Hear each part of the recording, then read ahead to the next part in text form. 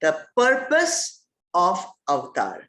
Now let's see what happens in the next shloka, number 9.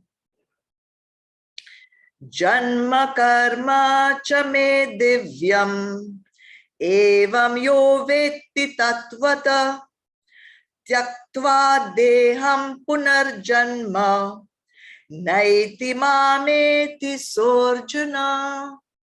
Bhagwan tells Arjun, Arjun, my birth and activities are divine. He who knows this in reality is not reborn on leaving his body, but he comes to me. Why is Bhagwan telling all this to Arjun? Yada yada hi dharmasya and all these things. Because he wants Arjun to understand what is this avatar, why Bhagwan has been born on the earth, why Bhagwan has manifested in the earth, and he should understand what all Bhagwan is doing and have the correct understanding of all that.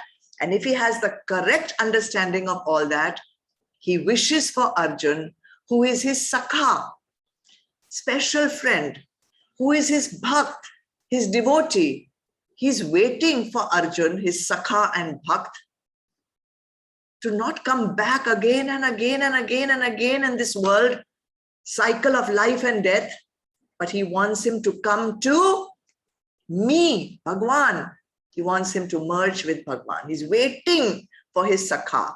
He's waiting for his bhakt. He's waiting for Arjun to come. And that is why he's telling all these things to Arjun. And through Arjun, he's waiting for you and me also. Let's understand the words.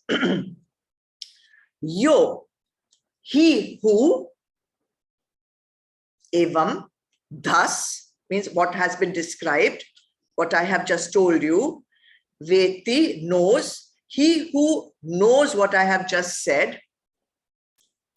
Tatvata, in reality, not just intellectually, really he has to know this in essence. What? Janma, my birth, janma, birth, karma cha, and actions, whose mama, mine, are divine, divyam. He who thus knows this, what I've just said, in reality, what?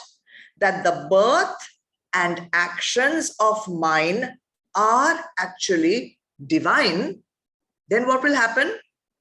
Neti, he does not get, neti, he does not get punarjanma, rebirth. He does not get rebirth, tyaktva, after leaving deham, his body. He does not, if you know all this, what I've explained to you, with aparoksh anubhuti, if you know it in reality, if you know it in essence, that person will not get punarjanam, rebirth, after he dies. Then what will happen to him? Sir, he eti, attains what? Mam, me.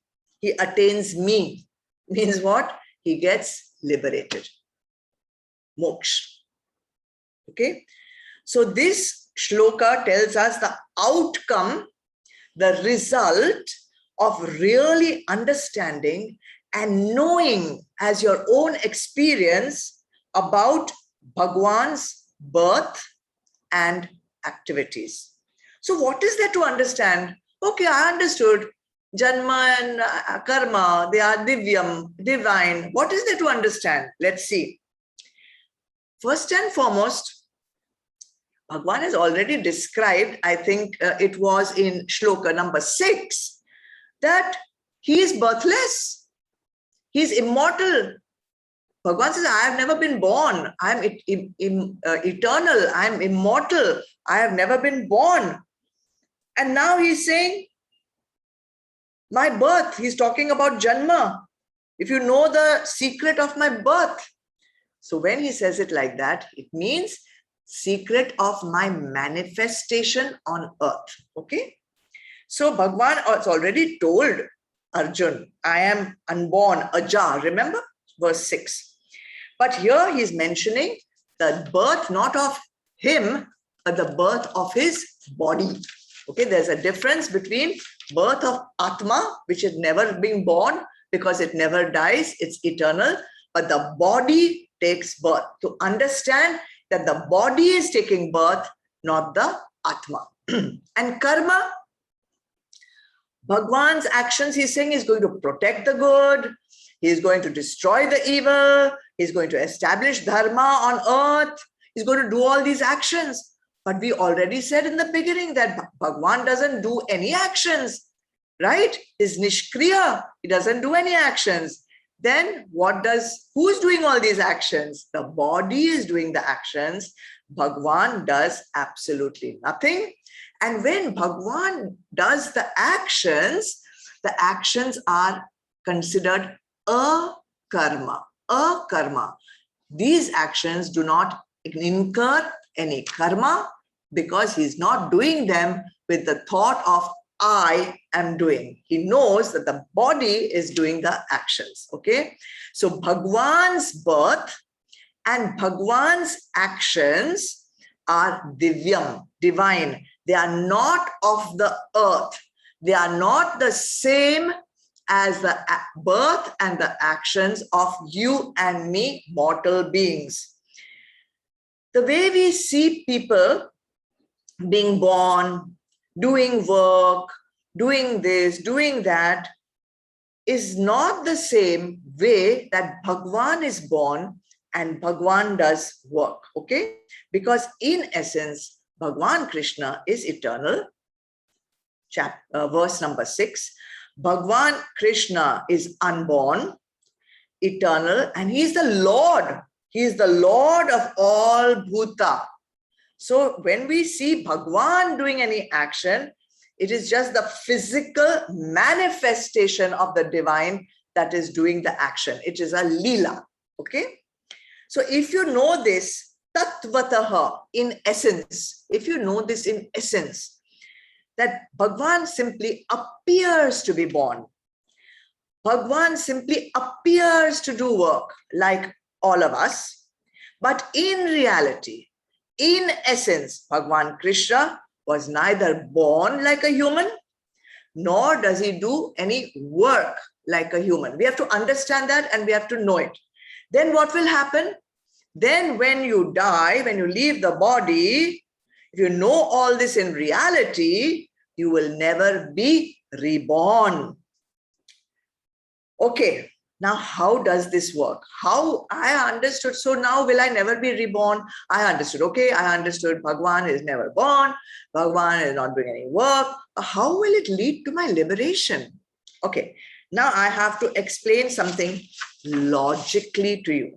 How does this knowledge in essence, in reality, lead to liberation? That is why these 4 shlokas which we are doing today are of utmost importance. First point to understand. Atma, which is inside all of us, is divinity itself, right? It's divinity. It's a divine being. We are in essence divine beings. Our real nature is Atma. And this Atma is within each one of us. Clear? What is born? Body is born. They're not talking about only Bhagwan. They're talking about each one of us, right? So what of us is born? Our body is born, right? Atma is unborn because it has never died. And why has it never died? Because it was never born. It is eternal. Therefore, in essence, our real self, is not born, correct? Keep that in your mind. Once the body is born, it does action. It has to do action, right? What does the Atma do? Atma simply witnesses the action. Clear? Body is born, body does action. Atma is eternal. Atma witnesses. Atma is not involved in any action. Not involved in any action. You and I, in essence, are not involved in any action. Clear? Bhagwan's birth and actions, we have understood theoretically. I understood. Bhagwan's birth and actions are divine. Okay, but I don't know how it's going to lead to my liberation. But keep that in your mind. Bhagwan's birth and actions are divine. Bhagwan is divine. Clear? Bhagwan is the same as Atma in us. Agreed? Our Atma is divine. Bhagwan is divine. Therefore, Bhagwan is divine in our Atma. Therefore, our Atma is also divine.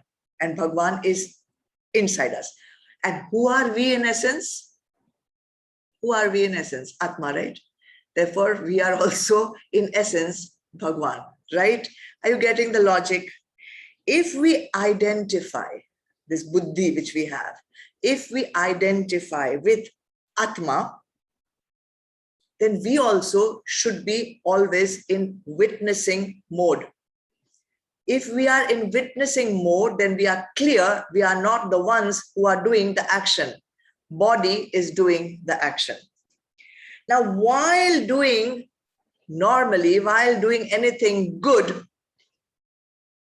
if you are not in Nishkam Bhav, while doing anything good, you will get punya, right? So who is getting the punya? Is the Atma getting the punya? No, because Atma is not involved in the action. Atma is only witnessing. So who is getting the punya? The Jiva is getting the punya. The Jiva who is identifying with this body, who is identifying with the action, the Jiva is getting punya. And the same thing when we do adharma.